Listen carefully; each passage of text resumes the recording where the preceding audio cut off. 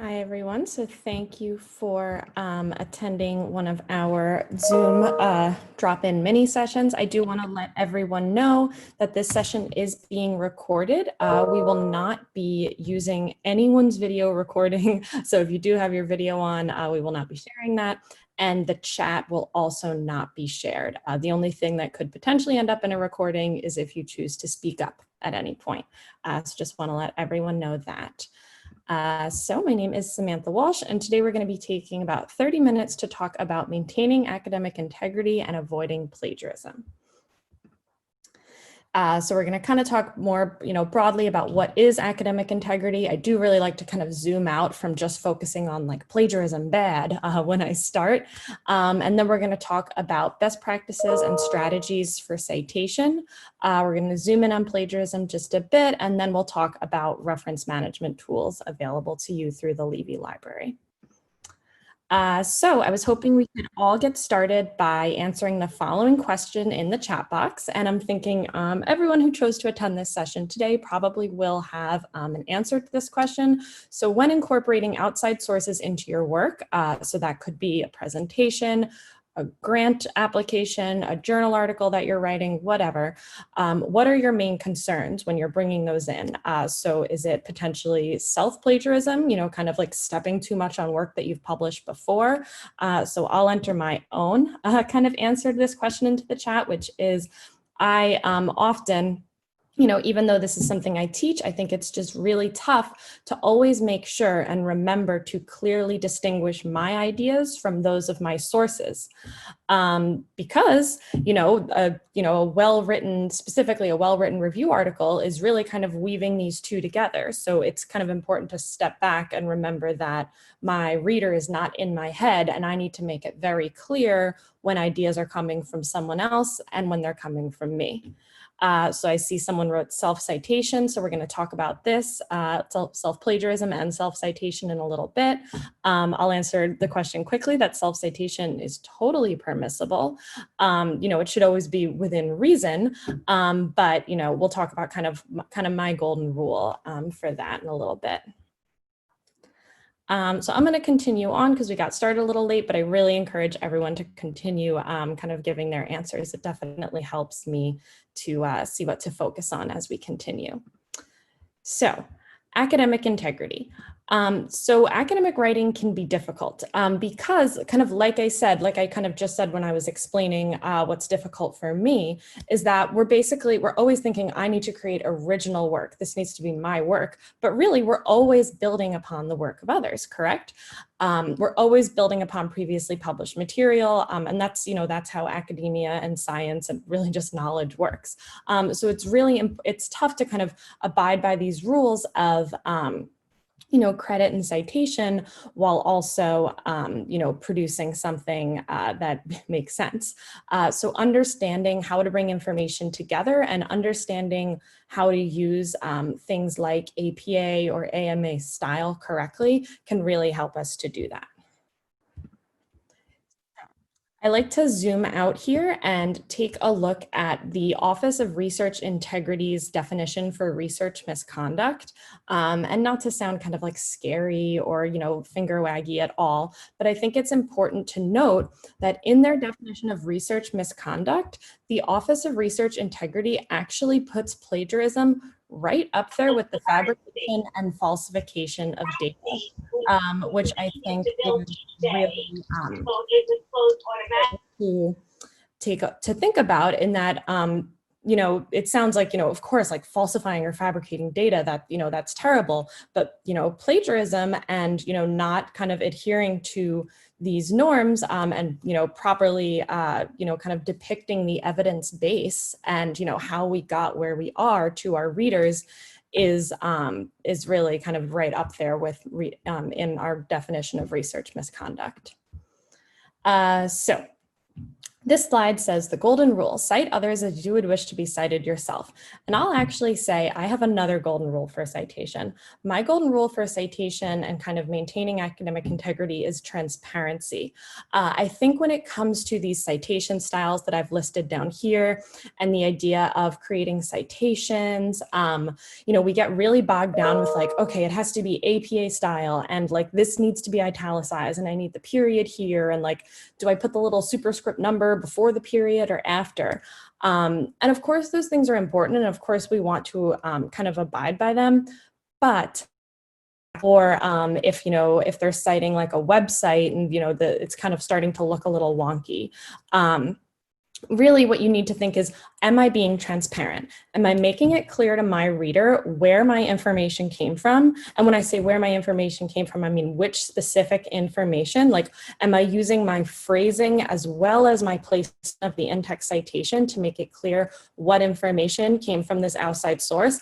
And then does my citation have enough information so that my reader can go onto their computer and pretty quickly get themselves to that resource? They might hit a paywall, but that's not your fault. That's bigger than all of us. So am I being transparent? And once we kind of step back and think about that, I do think, adhering to these rules, especially once you kind of use some of the tools that I'll show you today, becomes a lot easier. So when we're thinking about citing, we want to remember that citing is not just quoting. So if you use someone's idea, even if not their exact words, you must cite them using an in-text citation and include the full reference in your bibliography. Obviously, we know for different types of publications, this could look different. A presentation and a grant application and a journal article will all have kind of different forms of a bibliography, but it's really the same idea across all three. Something connected to the idea in the text, and then a larger transparent citation at the end, or maybe at the bottom of the slide or something. So you should cite anytime you draw on an idea that is not yours, whether you quote or paraphrase, or if you use images or figures. And I have images and figures in red here because it's also important to remember that very often for images and figures, you'll need to obtain copyright permission as well, which is kind of on top of citing. Citing's not always enough for something like that. So citing others. I like to kind of think when we're thinking about in-text citation and our kind of standard forms of citing, we have three forms of citation: summarizing, quoting, and paraphrasing. Paraphrasing being the one that trips people up the most. So I'll kind of quickly try to speed to that one. But all three of these require a citation. They seem really, they seem like different forms of writing, but they all require that in-text citation. So summarizing is when we kind of briefly, summarize potentially a few previous works. I have some examples there. Quoting, this happens pretty rarely in the academic literature. You really want to, pretty rarely in the academic scientific literature, scientific medical literature. You really don't want to use quotes too often, honestly, if at all. But there are some situations like the one I've highlighted here that I think are, situations where, for example, you have a quote from a very specific document, or there's kind of a very kind of landmark statement that you need to quote. So there are always situations where you might want to quote, and so you'll always, if you're using someone's exact words, need to enclose that in quotation marks. Paraphrasing. This is what I think trips people up the most. So we're almost always paraphrasing the work of others. And sometimes I think we get tripped up the most if we are kind of doing a half and half, like we're kind of half summarizing, half paraphrasing. And so if we're paraphrasing, we want to make it really clear that we are drawing from source material. And so oftentimes we think that the only way to do this is to use our in-text citation. So we'll paraphrase and we'll just throw the in-text citation in there and we'll be like, okay, I hope my reader knows where this information came from. But I think it's really, really important to use your writing and use your words to make this clear too. For example, if you were to write, Pinotti et al. Describe blah, blah, blah.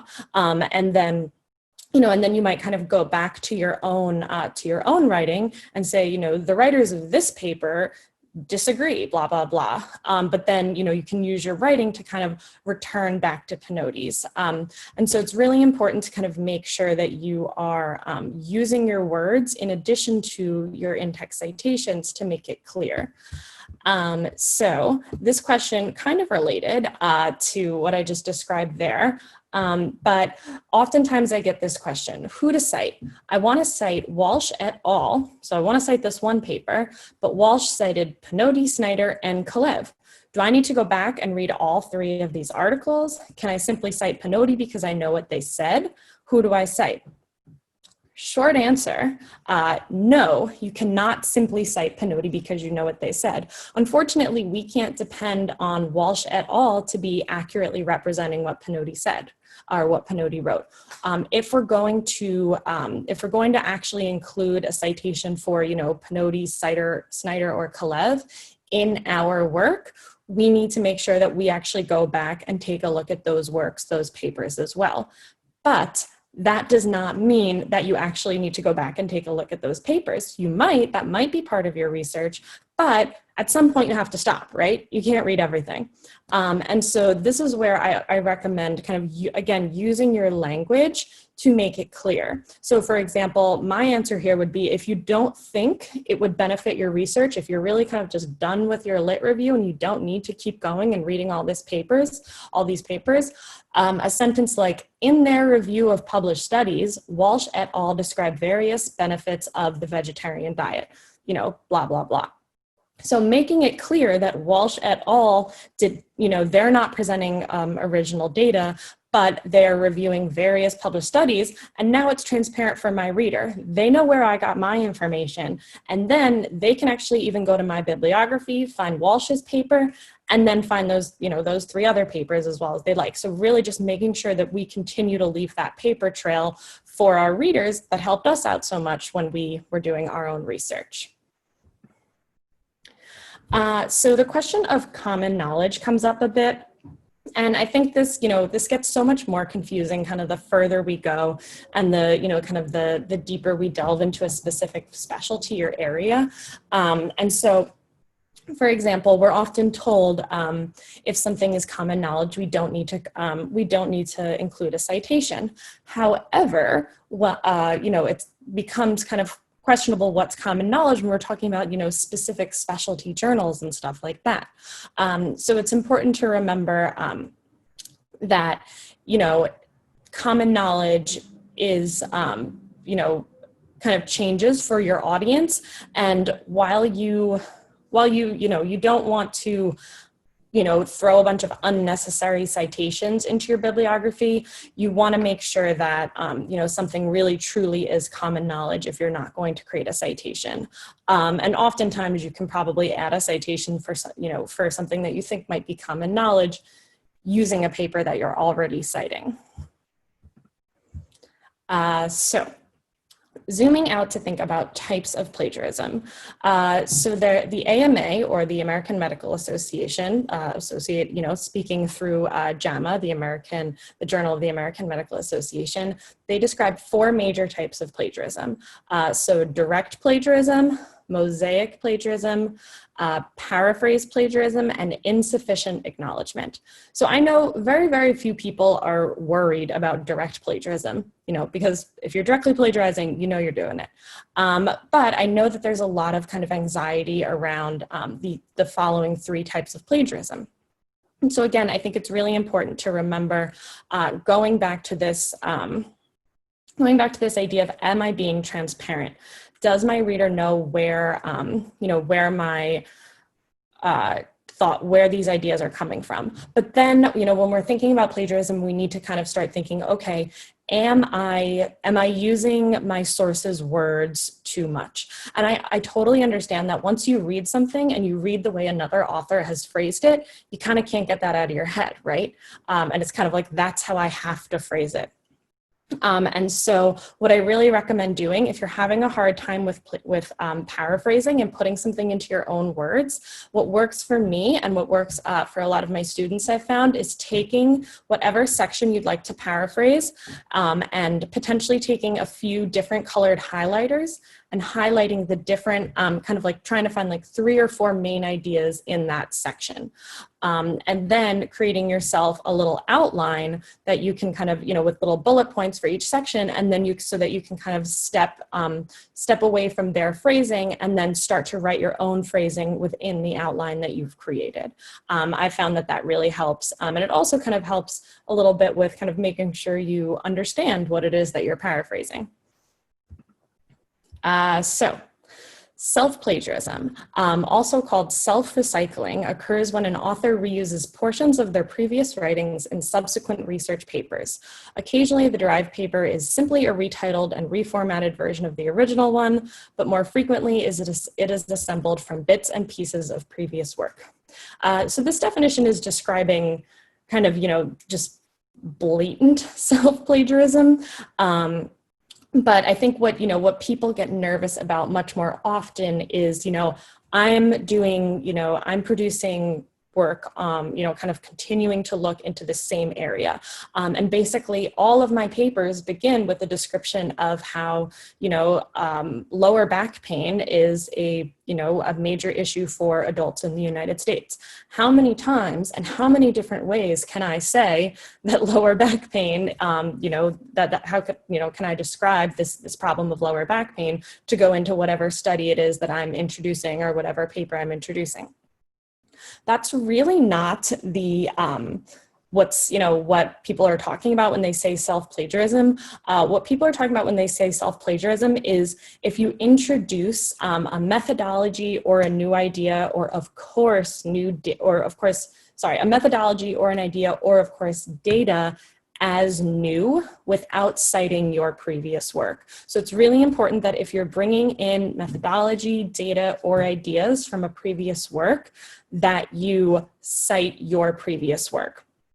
And that's totally okay to self-cite, as long as you are kind of also using your language to make it clear how your current work is, building upon or moving away from, or, differentiating your current work from the work that you're citing.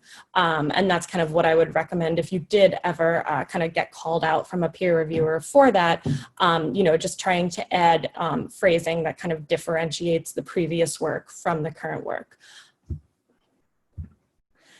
So plagiarism tools. This is something that I think people are probably a little bit aware of, because I think journals are becoming a little bit more transparent about this.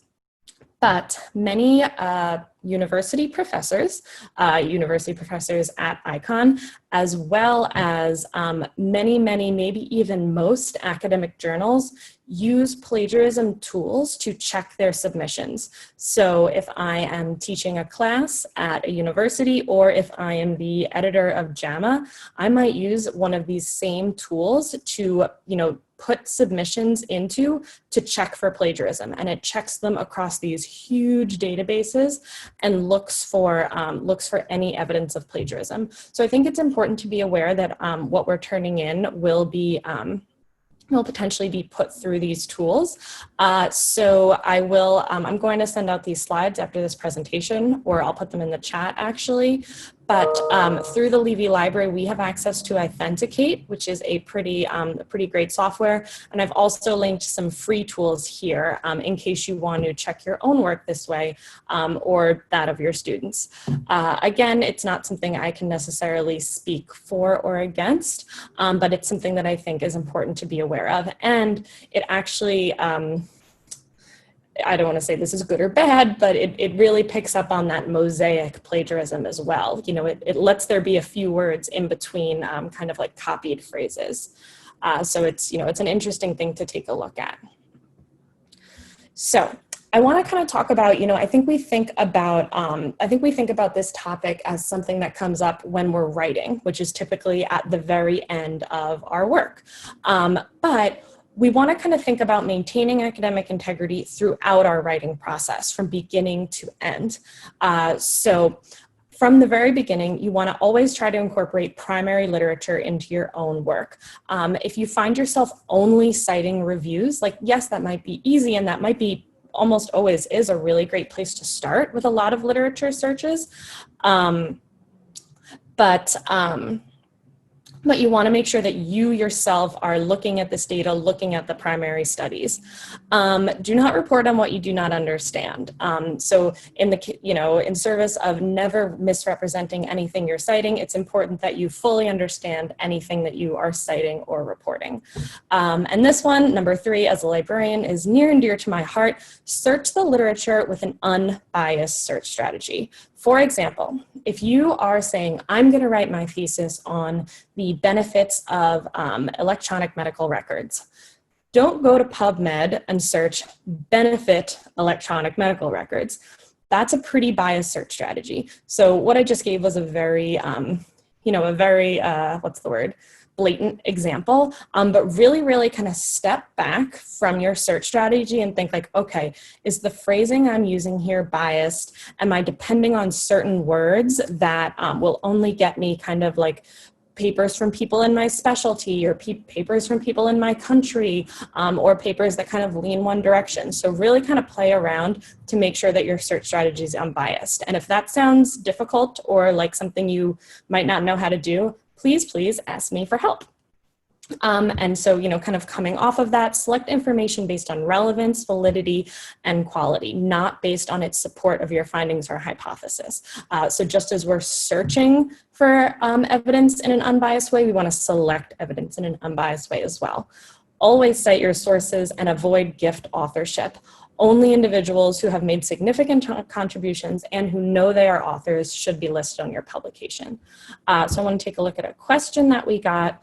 I've worked with some PIs who are very protective of their data manuscripts. Are those websites all safe in that sense? So I can speak only to authenticate. So if we go back and look at them, if it lets me, I can only speak to authenticate and turn it in, which are paid tools.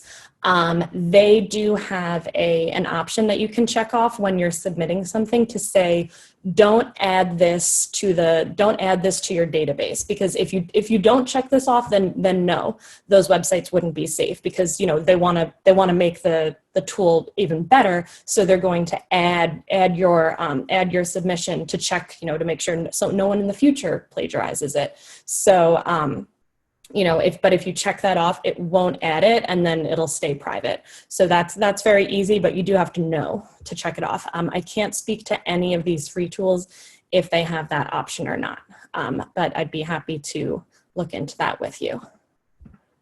So what is a style guide? So a style guide is how we know how to create citations, how we know how to format in-text citations, and how we know how a journal, a book, a professor wants a manuscript formatted, even kind of beyond citations.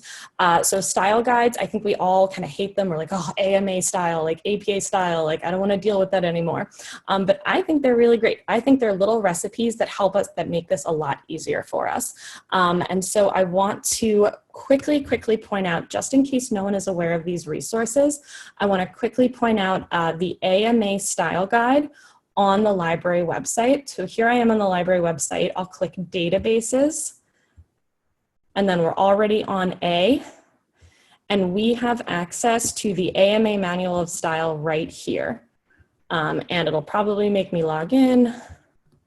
And then once this loads, I want to also point out, just in case no one is aware, the APA style guide on Purdue. So if I search Purdue OWL, and all this will be linked when I send out my slides, but Purdue OWL APA, this is through Purdue University, and they have a freely available, pretty much 100% complete APA style guide here for you. So, you might say, like, I don't really need that. Like when I go on PubMed or when I go on a database, it just tells me what the AMA style, like what the AMA citation looks like. And yeah, you're right. Most of the time you don't need that, but every once in a while, so here we are back on the AMA manual of style.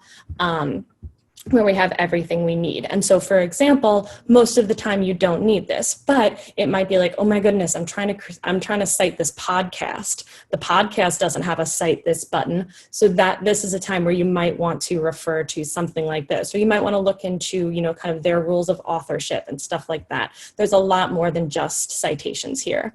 And as a librarian, I find them lots of fun. Totally understand if you guys don't. Moving on, so those are the resources. Like I said, I'll be sending you these slides in just a minute. I'll add them to the chat.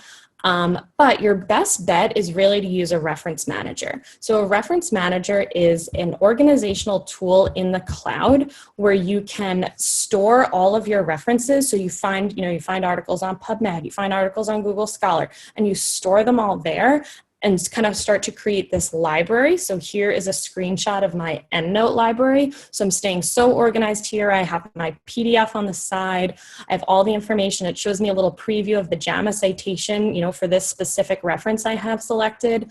And then what it does is it integrates into my Microsoft Word. So here I did like kind of a little sample manuscript that I created, where I created, I was able to, you know, choose my style JAMA, create these citations, and then create my bibliography really quickly. And if I was like, oh no, this was supposed to be an APA style, I would be able to just click this dropdown, change it to APA, and this whole thing would change to APA style in like, I don't know, 2 seconds. So I really, really recommend using a reference manager moving forward. And so we have resources on the library website that can help you with all of this. So we have our reference management guide, our academic integrity guide, and we offer chat, phone calls, and actual one-on-one Zoom meetings with librarians to help you with all of this. And finally, in our drop-in mini session calendar coming up, we do have a few sessions on reference managers that I recommend attending if you're not using one yet. So we've got EndNote, Zotero, and another EndNote all the way in August. Thank you so much. Please contact us anytime if you have any questions.